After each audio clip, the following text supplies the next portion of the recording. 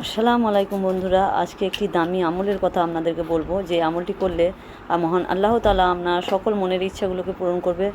যার দোয়া কোনো দিন কবুল হয় না, তার দোয়াও আল্লাহর দরবারে কবুল হবে।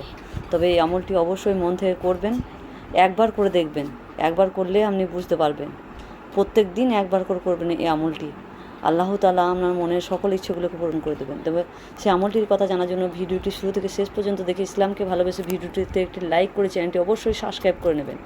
আমলটি করার জন্য একটু টাইম লাগবে, কমসে কম 5 মিনিট লাগবে। প্রথমে আপনি দরুদ শরীফ পাঠ করবেন 3 বার, দরুদে ইব্রাহিম, আল্লাহুম্মা সাল্লাল্লাহ মুহাম্মাদিও, এটা আল্লাহুম্মা বারাক আল্লাহ 3 বার পাঠ করার পর আমি যে আল্লাহর 4টি নাম 15 বার পাঠ করবেন। এই 4টি নাম হচ্ছে ইয়া আল্লাহু, ইয়া সামিউ, ইয়া হান্নানু, ইয়া কাদিরু। 15 বার পাঠ করবেন।